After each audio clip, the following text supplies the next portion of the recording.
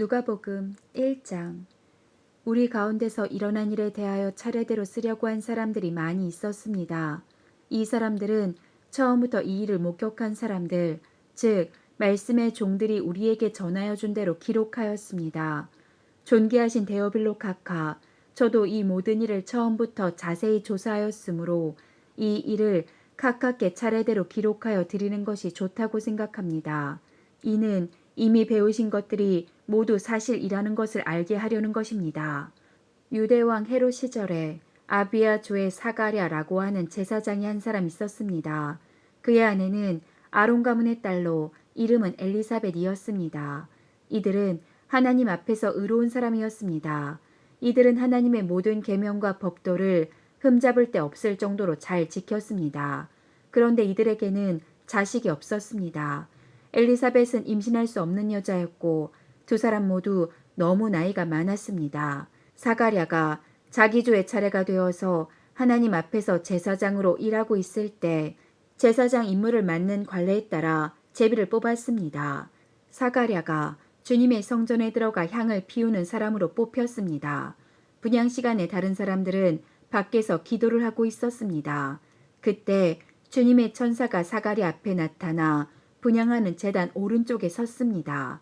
사가랴는 천사를 보고 매우 놀라서 두려움에 휩싸였습니다.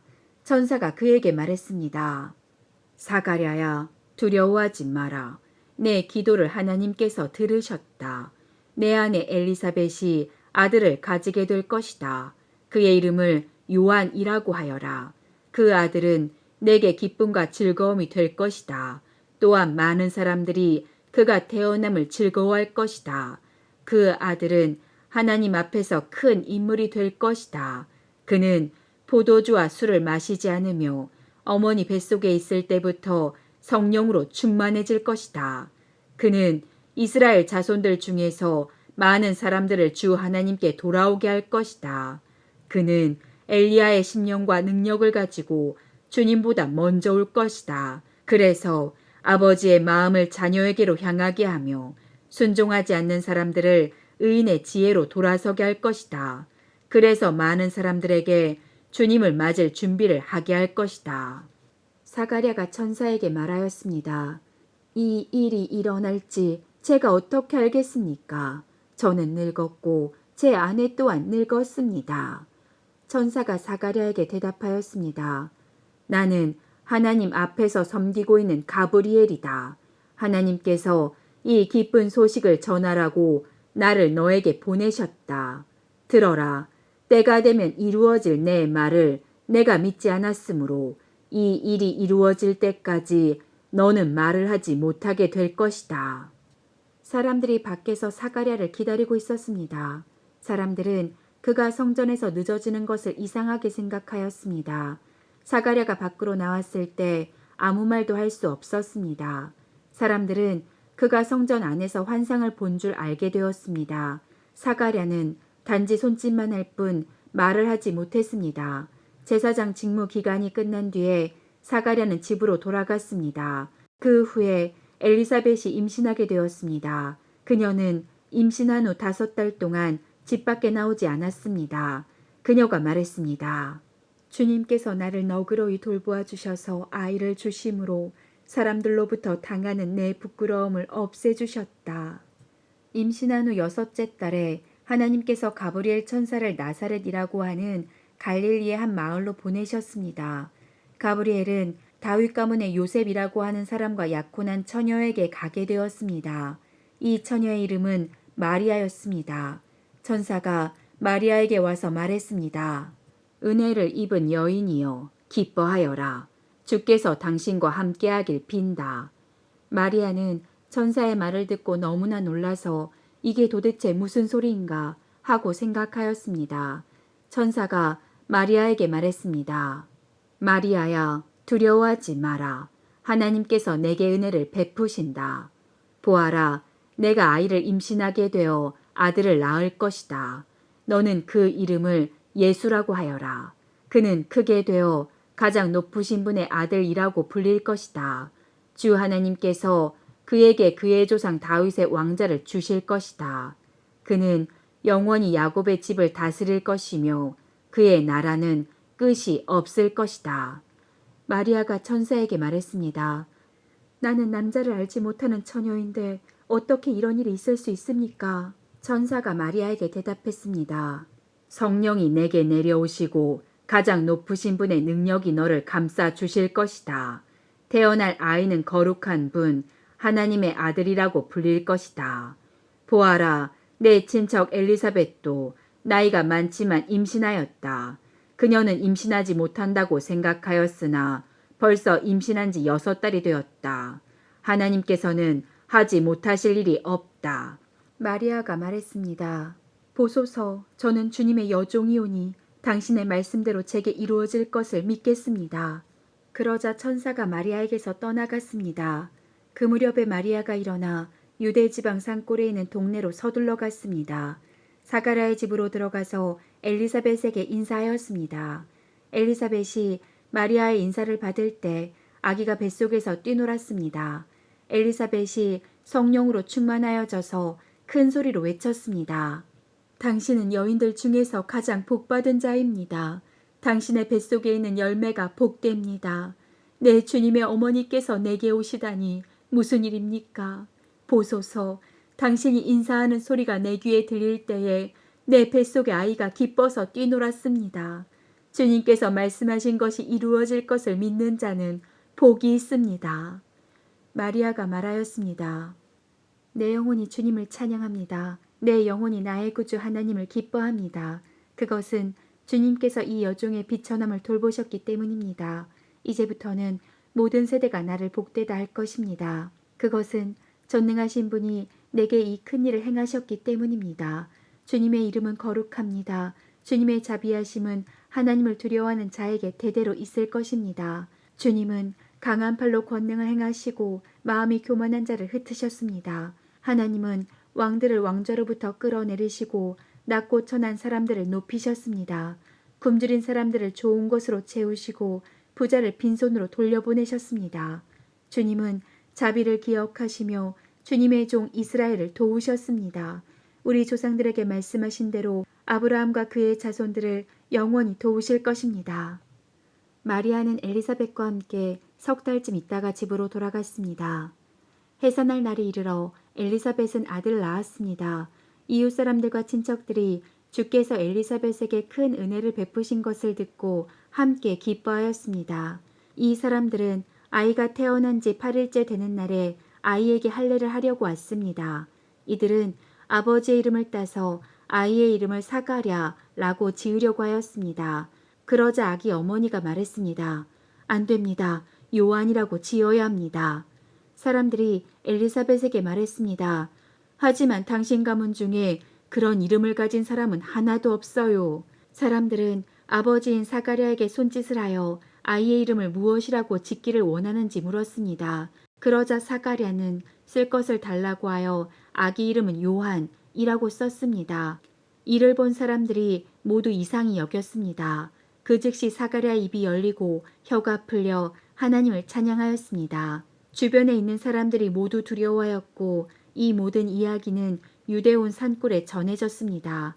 이 이야기를 들은 사람들은 모두 이 사실을 마음에 새기며 이 아이가 장차 어떤 인물이 될까 하고 말했습니다. 그것은 주님의 손이 아이와 함께 하셨기 때문입니다. 요한의 아버지 사가랴가 성령으로 충만하여 예언하였습니다. 주 이스라엘의 하나님은 찬양을 받으실 분이시다. 주께서 백성들을 돌보시며 구원을 베푸셨다. 하나님의 종 다윗의 집에서 우리를 위한 구원의 뿔을 드셨다. 옛날 거룩한 예언자의 입으로 말씀하셨다. 우리를 원수에게서 구원하시고 우리를 미워하는 모든 사람의 손에서 건져내셨다. 주님께서 우리 조상에게 자비를 베푸시고 거룩한 언약을 기억하셨다. 이것은 우리에게 주시려고 우리 조상 아브라함에게 하신 맹세다. 우리를 원수들의 손에서 구원하셔서 두려움 없이 주님을 섬기게 하셨고 평생 동안 주님 앞에서 거룩하고 의롭게 살아가게 하셨다. 아기야, 너는 가장 높으신 분의 예언자로 불릴 것이다. 내가 주님보다 앞서가며 주님의 길을 준비할 것이다. 백성들에게 죄를 용서받는 구원의 지식을 줄 것이다. 우리 하나님의 사랑과 자비로 인하여 떠오르는 태양의 높은 곳에서 어두움과 죽음의 그늘에 앉은 우리들에게 빛을 비추일 것이다. 그래서 우리의 발을 평화의 길로 인도하실 것이다. 아기는 자라서 심령이 강해졌습니다. 요한은 이스라엘 백성 앞에 나타나는 날까지 광야에서 살았습니다. 2장. 그때에 아구스도 황제가 내린 칙령에 따라 온 나라가 호적 등록을 하게 되었습니다. 이것은 구레뇨가 시리아의 총독으로 있을 때 행한 첫 번째 호적 등록이었습니다. 그래서 모든 사람들이 호적을 등록하러 고향으로 가게 되었습니다. 요셉도 다윗 가문의 자손이었으므로 갈릴리 나사렛을 떠나 유대 지방에 있는 다윗의 마을로 갔습니다. 이 마을은 베들레헴이라고 불렸습니다. 그는 약혼한 마리아와 함께 호적을 등록하러 갔습니다. 마리아는 그때에 임신 중이었습니다. 이들은 베들레헴에 있는 동안 아기를 낳을 때가 되었습니다. 마리아는 첫 아들을 낳아 포대기에 싸서 구유에 눕혀두었습니다. 그것은 여관에 이들이 들어갈 빈방이 없었기 때문입니다. 그 근처 들판에서 목자들이 밤에 양떼를 지키고 있었습니다. 주님의 천사가 갑자기 이들 앞에 나타났습니다. 주님의 영광이 그들을 둘러 비추자 이들은 몹시 두려워하였습니다. 천사가 그들에게 말했습니다. 두려워하지 마라. 보아라, 모든 백성을 위한 큰 기쁨의 소식을 가지고 왔다. 오늘 다윗의 마을에 너희를 위하여 구세주께서 태어나셨다. 그는 곧 그리스도 주님이시다. 포대기에 쌓여 구유에 누워있는 아기를 볼 것인데 이것이 너희에게 주는 증거이다. 갑자기 그 천사와 함께 많은 하늘 군대가 나타나 하나님을 찬양하였습니다. 높은 곳에서는 하나님께 영광, 땅에서는 하나님께서 기뻐하시는 사람들에게 평화. 천사들이 목자들에게서 떠나 하늘로 사라지자 목자들이 서로 말했습니다. 베들레헴으로 어서 가서 주께서 우리에게 알려주신 일이 일어났는지 확인합시다. 이들은 서둘러 가서 마리아와 요셉 그리고 구유에 누인 아기를 보았습니다. 목자들이 확인하고 이 아이에 대하여 자기들이 들은 것을 그들에게 이야기해 주었습니다. 목자들의 말을 듣고 사람들은 모두 놀랐습니다.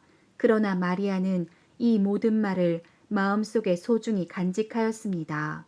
목자들은 돌아가면서 천사들이 일러준 대로 자기들이 듣고 보았으므로 하나님께 영광을 돌리고 찬양을 드렸습니다.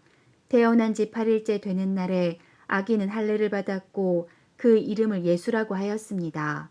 이 이름은 아기를 잉태하기 전에 천사가 일러준 것이었습니다. 모세의 율법에 따라 정결 예식을 치르는 때가 되었습니다. 마리아와 요셉은 예수님을 하나님께 드리려고 예루살렘으로 데리고 올라갔습니다. 이것은 주님의 율법에 다음과 같이 기록되어 있었기 때문입니다. 첫 번째 태어나는 모든 남자아이는 하나님께 거룩한 자로 불릴 것이다. 또 마리아와 요셉은 비둘기 2마리나 어린 집비둘기 2마리를 드려야 한다고 기록된 하나님의 율법에 따라 희생 제물을 바치려고 예루살렘에 올라간 것입니다. 예루살렘에 시므온이라는 한 사람이 있었습니다. 이 사람은 의롭고 경건한 사람으로서 하나님께서 이스라엘을 위로하실 때를 기다리고 있었습니다. 성령께서 이 사람과 함께 하셨습니다. 성령께서 시므온에게 주 그리스도를 보기 전에는 결코 죽지 않을 것이다라는 계시를 주셨습니다. 시므온은 성령으로 충만해져서 성전으로 왔습니다. 마침 마리아와 요셉이 율법의 규정대로 행하기 위해 어린 예수님을 성전으로 데리고 왔습니다. 시므온이 아이를 팔에 안고 하나님께 찬양하였습니다. 주님, 이제 주님의 종을 주님의 말씀대로 평화롭게 떠날 수 있게 하셨습니다. 제 눈으로 주님의 구원하심을 보았습니다. 주님께서 이 구원을 모든 백성들 앞에 마련해 주셨습니다.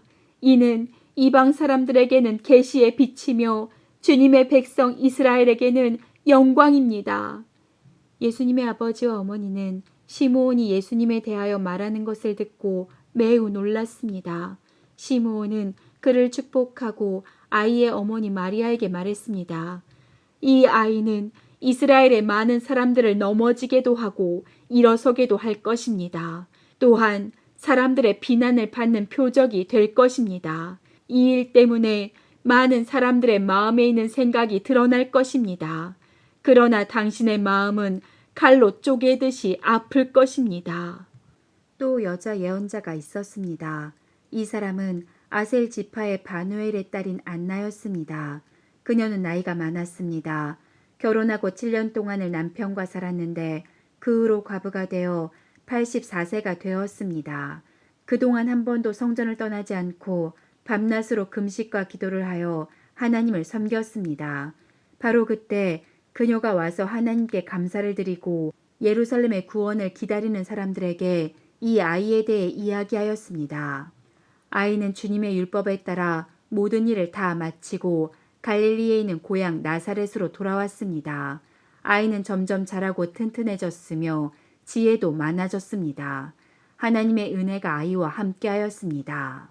해마다 6월절이 되면 예수님의 부모님은 예루살렘으로 올라갔습니다. 예수님이 12살이 되었을 때에도 6월절 관습을 따라 예루살렘으로 올라갔습니다. 6월절이 끝나고 집으로 돌아오는데 소년 예수님은 예루살렘에 남아 있었습니다. 하지만 부모들은 이 사실을 몰랐습니다. 단지 그들은 예수님이 일행들 속에 있을 것으로만 생각하고 있었습니다. 그렇게 하루 정도 길을 간 후 요셉과 마리아는 예수님을 친척들과 친지들 가운데서 찾기 시작했습니다. 그러나 예수님을 발견하지 못하자 예수님을 찾으러 다시 예루살렘으로 되돌아갔습니다. 3일 뒤에 그들은 성전에서 예수님을 발견하였습니다. 예수님은 성전에서 율법학자들 사이에 앉아서 듣기도 하고 묻기도 하면서 계셨습니다.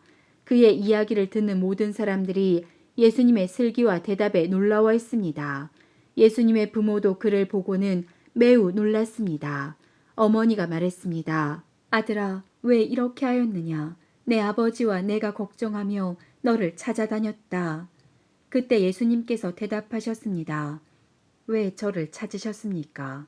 제가 아버지 집에 있어야 할 것을 모르셨습니까? 그러나 그들은 예수님이 하신 말씀을 이해하지 못했습니다. 예수님은 부모와 함께 나사렛으로 내려갔습니다. 그리고 부모에게 순종하였습니다. 마리아는 이 모든 일들을 마음속에 간직해 두었습니다. 예수님은 지혜와 키가 더욱 자랐고 하나님과 사람들로부터 사랑을 받았습니다.